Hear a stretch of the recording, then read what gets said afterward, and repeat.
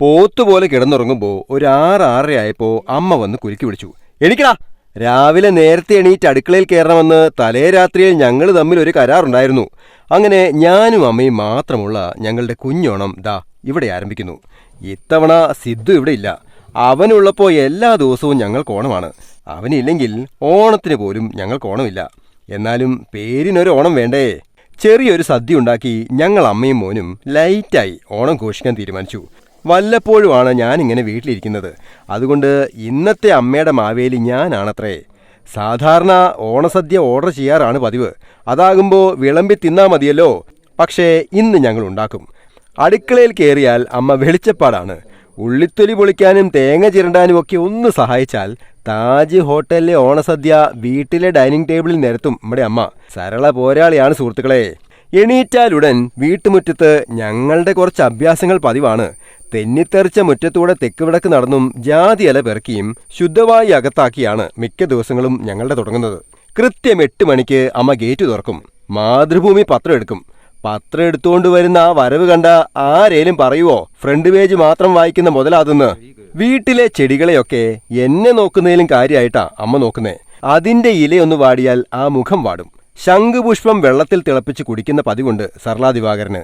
അതിപ്പോ ഓണമായാലും ക്രിസ്മസ് ആയാലും ശംഖുപുഷ്പം അമ്മയ്ക്ക് വേണ്ടി പുഷ്പിക്കും. പരിപാടി തുടങ്ങാൻ പോവുകയാണേ. അമ്മ കുളിക്കാൻ കയറുമ്പോൾ ഗ്യാസ് ഓഫാക്കാനല്ലാതെ ഈ അടുത്ത കാലത്തൊന്നും ഞാൻ അടുക്കളയിൽ കയറിയിട്ടില്ല. രാവിലെ അട ചുടാൻ വാഴയില കീറണം. അടയുണ്ടാക്കുന്ന പണി ഏതോ ദുർബല നിമിഷത്തിൽ ഞാൻ ഏറ്റുപോയി. ഒഴിവാകാൻ പറ്റൂല. തേങ്ങ ചിരണ്ടുമ്പോൾ അമ്മ പിറകിൽ നിന്ന് ചിരിക്കുന്നു. അടുക്കളപ്പണി അറിയാത്ത നമ്മളെ ഇവർ തളർത്താൻ നോക്കും. തളരരുത് രാമൻകുട്ടി. തേങ്ങ ചിരണ്ടി ശർക്കര കുനുകുനാന്നരിഞ്ഞു. ഇത്തിരി ജീരകം കൂടി ചതച്ചിട്ടു.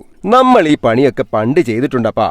ആവശ്യം വന്നാൽ ഇതൊക്കെ പൊടി തട്ടിയെടുക്കാൻ അറിയാൻ മേലാഞ്ഞിട്ടല്ല, എന്തോ ഈ ഭാഗത്തേക്ക് വരാനേ തോന്നാറില്ല. അതിന് ഞാൻ കേറിയാൽ വളയൂരിപ്പോകും എന്നൊക്കെ പറയുന്നത് മോശമല്ലേ?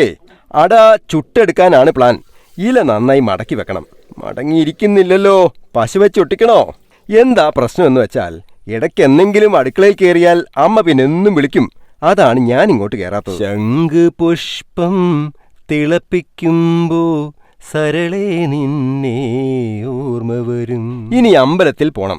ലുക്കായി പോയാൽ രണ്ടുണ്ട് ഗുണം. ഉമ്മക്ക് വായി നോക്കാനുള്ള കോൺഫിഡൻസ് കിട്ടും. നമ്മളെ ഇങ്ങോട്ട് വായി നോക്കാനുള്ള അവസരവും കൊടുക്കാം. അമ്മയുടെ സാരിയുടെ ഫ്ലീറ്റ് ശരിയാക്കൽ എന്റെ മാത്രം കുത്തകയാണ്. പക്ഷേ അമ്മ സെറ്റുമുണ്ടുടുത്തത് ശരിയായില്ലെന്നേ. മൊത്തം അഴിപ്പിച്ച് ഒന്നുകൂടി ഉടുപ്പിച്ച് ഫ്ലീറ്റ് കത്തി പോലെ കൂർപ്പിച്ചു കൊടുത്തു. 5 നേരം വെച്ചുണ്ടാക്കി തരുന്നത് കൊണ്ട് മാത്രാ ഇതിനെ ഇങ്ങനെ ഒരുക്കിക്കൊണ്ട് നടക്കുന്നേ. ഞങ്ങൾ റെഡിയായി. ഹൊയ് ഹൊയ്. നേരം 10 മണിയായി. ഇനി അമ്പലത്തിൽ പൂജാരിയും വിഗ്രഹവും മാത്രമേ കാണൂ. എന്നാലും ഒരു ഉളുപ്പുമില്ലാതെ ഞങ്ങൾ പോവും. നടയടച്ചാലും ഭഗവാന് വിസിറ്റിംഗ് ടൈം ഒന്നുമില്ലല്ലോ.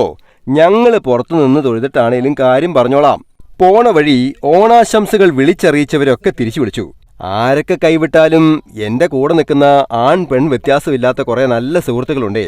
വാട്സാപ്പ് ചെയ്യുന്നതിനേക്കാൾ വിളിച്ച് സംസാരിക്കുന്ന കുറെ നല്ലവരായ സുഹൃത്തുക്കൾ. എന്താഘോഷം വന്നാലും അമ്മയ്ക്കും സിദ്ധുവിനും മീൻ വേണം. അത് മസ്റ്റാ. പക്ഷേ ഇന്ന് മീൻ മേടിക്കില്ലെന്ന് ഞാൻ കട്ടായം പറഞ്ഞു. പോണ വഴി മീൻകടയെല്ലാം അടഞ്ഞു കിടക്കുന്നത് കണ്ട് എനിക്ക് ചിരി വന്നു. ഇന്ന് ഞങ്ങൾ സദ്യ ഉണ്ടാക്കും. പക്ഷേ പായസം ഉണ്ടാക്കാനുള്ള ആരോഗ്യം ഞങ്ങൾക്കില്ല. മേടിച്ചാലോ എന്നൊരാശയം മുളച്ചെങ്കിലും ഇന്ന് പുറത്തുനിന്നൊന്നും വേണ്ടെന്ന് ഞങ്ങൾ അങ്ങ് തീരുമാനിച്ചു. പായസം വേണ്ടാന്ന് വെച്ചു. അങ്ങനെ ഞങ്ങളുടെ കാശ് കിട്ടിയിട്ട് ബേക്കറിക്കാരൻ വളരണ്ട. മൂവാറ്റുപുഴ തിരുവമ്പ്ലാക്കൽ അമ്പലമാണ് ഞങ്ങൾ പതിവായി വരുന്ന ഇടം. ഞാൻ പോലും അറിയാതെ അമ്മ രഹസ്യങ്ങളൊക്കെ ഷെയർ ചെയ്യുന്ന ഒരാളാണ് അകത്തിരിക്കുന്നത്. വലിയ തിരക്കൊന്നുമില്ലല്ലോ എന്ന് ഞാൻ പറഞ്ഞപ്പോ അമ്മ തിരിച്ചടിച്ചു. തൊഴാൻ വന്നവരൊക്കെ തൊഴുതിട്ട് പോയി. നടക്കങ്ങട്. ഭഗവാനെ, പതിവ് പോലെ കുറച്ച് ലേറ്റായി, ദേഷ്യപ്പെടരുത്. ഞാൻ കുറെ പണിയെടുത്തിട്ടാ വരുന്നേ. സത്യമായിട്ടും ഇവിടെ വന്ന് ഇങ്ങനെ നിൽക്കുമ്പോ ഞാൻ വല്ലാതെ ശാന്തനാകും. ഒന്ന് മുങ്ങി കുളിച്ചതുപോലെ. അമ്മ വഴിപാട് കൗണ്ടറിലേക്ക് വെച്ച് പിടിച്ചു. എന്റെ പേരിൽ വല്ല ശയനപ്രദക്ഷിണവും നേരുമെന്ന് പേടിച്ച് ഞാൻ പിറകെ വിട്ടു. ഭാഗ്യം, കൊച്ചുമക്കൾക്ക് പുഷ്പാഞ്ജലി മാത്രമേ ഉള്ളൂ. രാവിലത്തെ വെയിൽ കൊണ്ട് കിടക്കാൻ നീ ആരി? മദാമയാണോ? വീട്ടിൽ പോടി. അമ്മ പരിപാടി തുടങ്ങി. ഇതെന്താണാവോ ഇത്രയ്ക്ക് പറയാൻ? എനിക്ക് പിന്നെ നല്ല വിശപ്പുണ്ടാവണേ, ഒത്തിരി മസിലുണ്ടാവണേ, അങ്ങനെയൊക്കെ പറയാനുള്ളൂ. എന്റെ പ്രിയപ്പെട്ട ചുന്ദരിക്ക് മുടിയിൽ ചൂടാൻ ഇത്തിരി ചെത്തിപ്പൂ. ഇനി വീട്ടിൽ പോ. മിക്ക ആഴ്ചകളിലും ഞങ്ങളിവിടെ വരാറുണ്ട്. ഉള്ളത് പറഞ്ഞാൽ ഞങ്ങൾക്ക് കുറച്ച് വിഷമങ്ങളൊക്കെ ഉണ്ട്. അതൊക്കെ ഒന്ന് ഇവിടെ വന്ന് ഇറക്കി വെച്ചാലേ ഞങ്ങൾ രണ്ടുപേരെയും വണ്ടി മുമ്പോട്ട് പോകൂ. ഞാൻ എൻ്റെ വിഷമങ്ങളൊന്നും പുറത്ത് കാണിച്ചില്ലേലും ഈ കൂടെ നടക്കണ മുതലിന് വിഷമങ്ങൾ ഉണ്ടാവാതെ പരമാവധി നോക്കും. നമ്മുടെ മുത്താണേ കൊതുകും കൂവീച്ചയും കടിക്കാതെ പൊന്നുപോലെ കൊണ്ടു നടക്കുന്നതാ. ആ പോക്ക് കണ്ടാലറിയാം വിശന്ന് കണ്ണ് കാണുന്നില്ലെന്ന്. ദാണ്ട് കിടക്കണു, നോക്കിപ്പോ, വീട്ടിൽ ചെന്നിട്ട് വലുതും തിന്നാം. ഭഗവാനെ, പോയേക്കുവാ. പറഞ്ഞതൊക്കെ ഏറ്റല്ലോ അല്ലേ. അങ്ങനെ ഓണ ദിവസം മനഃശാന്തിയോടെ തന്നെ തുടങ്ങി. ലേറ്റ് ആയതുകൊണ്ട് അന്നദാനമൊക്കെ കഴിഞ്ഞായിരുന്നു എന്നൊരു വിഷമം മാത്രമേ ഉള്ളൂ. ഇല്ലേൽ ഇവിടുന്ന് ഉപ്പുമാവും പപ്പടവും കിട്ടിയേനെ. സാരമില്ല, വീട്ടിൽ അപ്പവും സാമ്പാറും ഉണ്ടല്ലോ. ഞങ്ങളുടെ ബ്രേക്ക്ഫാസ്റ്റ് മെനു ആണേ. എനിക്ക് 4 അപ്പവും സാമ്പാറും, അമ്മയ്ക്ക് 2 അപ്പവും അവിയലും. ഇനി ഉച്ചയൂണിനുള്ള പരിപാടികൾ തുടങ്ങട്ടെ. പപ്പടം കാച്ചൽ പോലുള്ള കഷ്ടപ്പാടുള്ള പണിയൊക്കെ എനിക്ക് സാരമില്ല. ഒരു കുടുംബമാകുമ്പോൾ നമ്മൾ ഒത്തിരി കഷ്ടപ്പെടണം. അമ്മയുടെ ഓൾ ടൈം സ്പെഷ്യൽ ഉള്ളിത്തീയൽ, ബീൻസ് വാഴയ്ക്ക തോരൻ, എൻ്റെ സ്പെഷ്യൽ പപ്പടം കാച്ചിയത്, മോര്, സാമ്പാർ, തേങ്ങ കൂട്ടിയിട്ട അവിയൽ, പിന്നെ ടച്ചിങ്സായി നെല്ലിക്കാച്ചാറ്. പണ്ട് ഞങ്ങൾ ഒത്തിരി കഷ്ടപ്പെട്ടിട്ടുണ്ട് കേട്ടോ. പക്ഷേ അന്നും എല്ലാ വിശേഷ ദിവസങ്ങളും ചെറുതായെങ്കിലും ഞങ്ങൾ വീട്ടിൽ ആഘോഷിക്കുമായിരുന്നു. അല്ലേലും എന്തിനാ 10 കൂട്ടം കറിയും 4 കൂട്ടം പായസവും ഒക്കെ. അമ്മ കൊയ്തുകൊണ്ട് വരുന്ന അരിയും വീടിന് പിന്നിലെ നെല്ലിമരത്തിലെ നെല്ലിക്ക പറിച്ചുണ്ടാക്കിയ അച്ചാറും ചേമ്പും കാച്ചിലും കപ്പയും ചേർത്തുള്ള പുഴുക്കുള്ളപ്പോ വേറൊന്നും വേണ്ടെന്നേ. ദേ, ഞങ്ങൾ ഉണ്ണാൻ പോകുവാണേ. ചെറിയ സദ്യയാണെങ്കിലും ഹെൽത്തിയാണ്, രുചിയുള്ളതാണ്. എത്ര പാതിരാത്രിയിൽ വീട്ടിൽ വന്നാലും അമ്മ വിളമ്പിത്തരണമെന്ന് എനിക്ക് നിർബന്ധമാണ്. വിളമ്പിത്തരാൻ അമ്മയ്ക്കും. വിളമ്പി വെച്ചേച്ച് പുള്ളിക്കാരി വേഗം പോയി കിടന്നുറങ്ങും, അത് വേറെ കാര്യം. പപ്പടം ഞങ്ങൾക്ക് 2 ആൾക്കും ഫേവററ്റ് അല്ല, പക്ഷേ ഓണം പൊലിപ്പിക്കാൻ ഒരെണ്ണമാവാം. അപ്പോൾ ഇതാണ് ഞങ്ങളുടെ കുഞ്ഞോണ സദ്യ. തൂശനില്ല, കുത്തിരിച്ചോറ്, ആവശ്യത്തിന് കറി, പായസമില്ല. 2:30 വിശന്നിരുന്ന് കഴിക്കുമ്പോൾ കഴിക്കാൻ വാശി കൂടുമെന്നല്ലേ. ഞം ഞം ഞം ഞം. ഒരു സാരിക്കഥ പറയട്ടെ.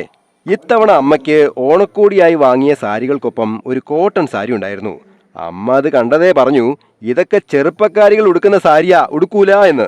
കഴിഞ്ഞ ദിവസം ഒരു ബന്ധുവിൻ്റെ കല്യാണത്തിന് പോയപ്പം ഞാൻ നിർബന്ധിച്ച് കഞ്ഞിമുക്കി ആ സാരി ഉടുപ്പിച്ചു. കല്യാണപ്പന്തലിൽ എല്ലാവരും അമ്മയെ ഈച്ച പോലെ പൊതിഞ്ഞു ചോദിച്ചു, അമ്മായി സാരി കൊള്ളാലോ എന്ന്.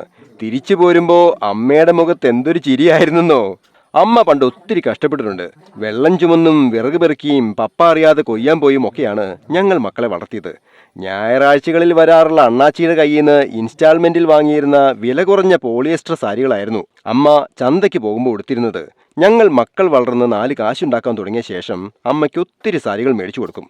അമ്മയ്ക്കിപ്പോഴും പോളിസ്റ്റർ സാരികൾ ഫേവററ്റ് ആണെങ്കിലും അമ്മയെ കോട്ടൺ സാരി ഉടുപ്പിച്ച് ഫ്ലീറ്റൊക്കെ കത്തി പോലെ കൂർപ്പിച്ച് ഞാനിങ്ങനെ കൊണ്ടു കിടക്കും. അമ്മ നല്ല പ്രായത്തിൽ ഞങ്ങൾക്ക് വേണ്ടി കഷ്ടപ്പെട്ടതിൻ്റെ തണലില്ല ഞാനൊക്കെ വളർന്നത്. അതിനി അങ്ങോട്ട് സൂഹിക്കട്ടെ, സന്തോഷിക്കട്ടെ. പ്രഷറും ഷുഗറും ഒക്കെ ഉണ്ടെങ്കിലും സരള ദിവാകരൻ ഇവിടെ ഇപ്പോൾ ഹാപ്പിയാണ്. കഥ പറഞ്ഞു തീർന്നപ്പോഴേക്കും ഇലിയിലെ ചോറന്തിയെ ഒന്ന് പിറകോട്ട് പോയപ്പോഴേക്കും മൊത്തം തിന്നു തീർത്തോ. അത്രയ്ക്ക് കുശാലായിരുന്നത്രേ ഇന്നത്തെ ഓണസദ്യ. വൈകുന്നേരം സിനിമയ്ക്ക് പോകാൻ നോക്കിയിട്ട് ടിക്കറ്റ് കിട്ടിയില്ല. രാത്രിയിൽ 10 മണിക്ക് മഴയത്ത് ഞങ്ങള് ലാലേട്ടന്റെ പുതിയ പടം കാണാൻ ഇറങ്ങി. ഇങ്ങനെ ബിഗ് സ്ക്രീനിൽ കണ്ടുകൊണ്ടിരിക്കാൻ എന്ത് രസാന്ന് പറയണ്ടല്ലോ.